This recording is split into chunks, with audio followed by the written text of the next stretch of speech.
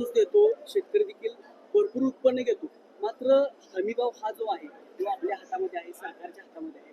तो जर मिळाला तर कर्जमाफीची किंवा कोणतीच गरज शेतकऱ्यांना पडणार नाही. त्यासाठी काय आपण नाही, हमी भावाने खरेदी आपण दरवर्षीच करतो. याही वर्षी करू, मागच्या वर्षी केली आणि विक्रमी खरेदी आपण करतो.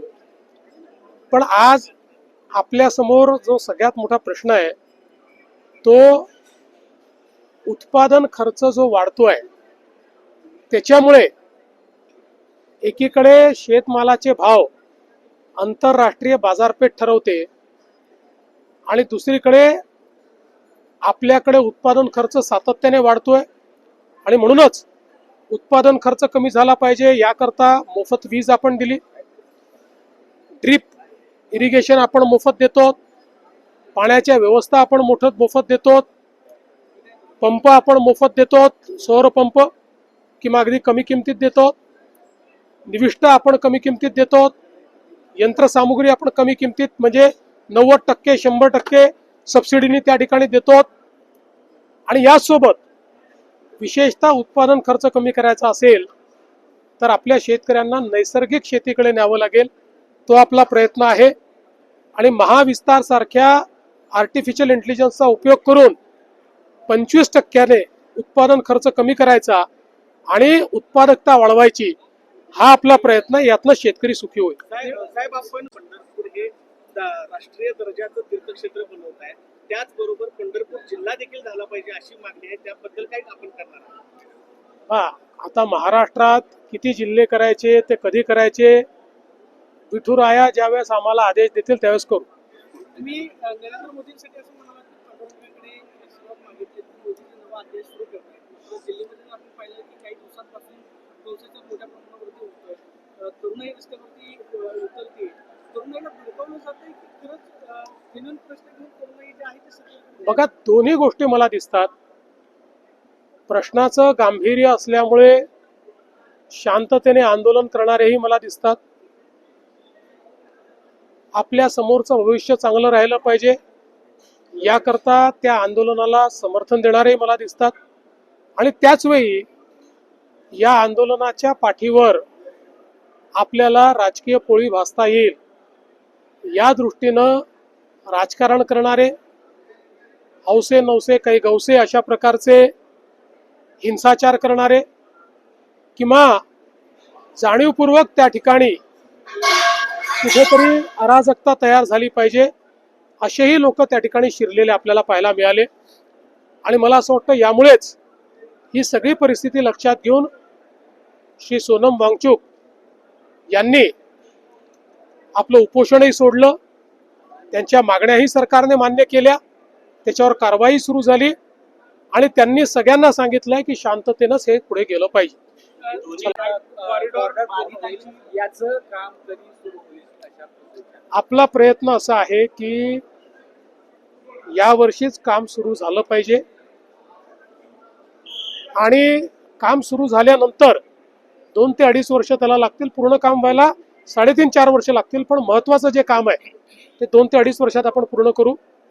आता पुढच्या काळामध्ये जवळपास सगळ्यांची आमची चर्चा झाली आहे. 80-90% लोक जे आहेत त्यांच्या शंका दूर झाल्या आहेत. 10-20% लोक आहेत त्यांना अजूनही शंका आहेत, त्याही आम्ही दूर करू. आपल्याला सगळ्यांना सोबत घेऊनच हे करायचं आहे. एक गोष्ट मी सांगतो की कॉरिडॉर झाल्यानंतर जे विस्थापित झाले तेही प्रस्थापित होतील आणि खूप मोठ्या प्रमाणात या नगरीचं चित्र बदलेल. इथे राहणाऱ्या प्रत्येक व्यक्तीला या कॉरिडॉरमुळे पांडुरंगाचा विशेष आशीर्वाद प्राप्त होईल. भाऊ, आपण शेतकऱ्यांसाठी मोर्चा काढतात मुंबईमध्ये, राज ठाकरे आणि उद्धव ठाकरे मिळून याच संदर्भात मला असं वाटतं की सगळ्यांना लोकशाहीमध्ये आपलं मत मांडण्याचा अधिकार आहे. पण हा जो काही मोर्चा होतोय या मोर्चाला विद्यार्थ्यांशी काही घेणं देणं आहे याची शक्यता कमी आहे. राजकारणामध्ये आपली जागा पुन्हा कशी निर्मित करता येईल याकरता हा प्रयत्न अधिक दिसतोय. पण तरी देखील माझ्या शुभेच्छा आहेत. अत्यंत भाग्यवान आहे. मला 6 वेळा आषाढीत आणि 2 वेळा कार्तिकीत पूजा करण्याची संधी या ठिकाणी मिळाली.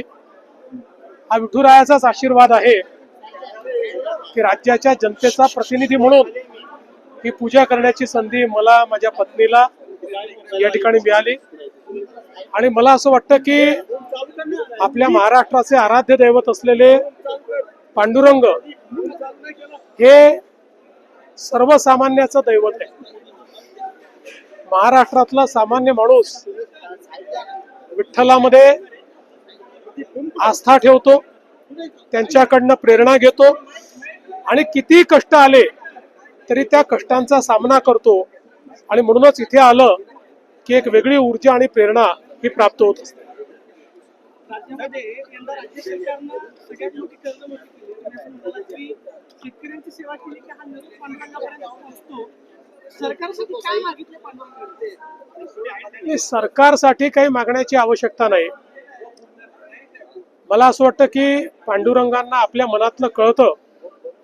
पण एक गोष्ट मात्र इथे आल्यानंतर मी सातत्याने मागत असतो, कारण ही जी आषाढीची पूजा आहे ही खरीपाच्या हंगामात होत असते आणि खरीपाचा हंगाम चांगला झाला तर राज्यात शेतकरी सुखी होतात आणि राज्य सुखी होतं. आणि म्हणून मी सातत्याने हीच मागणी पांडुरंगांना करतो की राज्यामध्ये चांगला पाऊस व्हावा आणि शेतकऱ्यांना दिलासा मिळावा, शेती चांगली पिकावी आणि शेतकऱ्यांच्या जीवनामध्ये त्या ठिकाणी आनंद यावा अशी मागणी असते.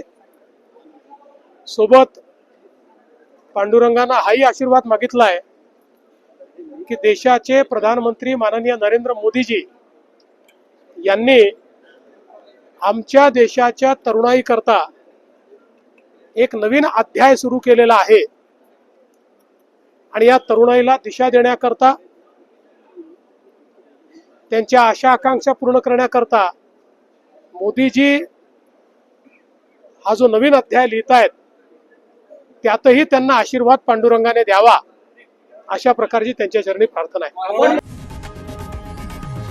लोकशाही मराठी ऐका, पहा, जागरूक रहा.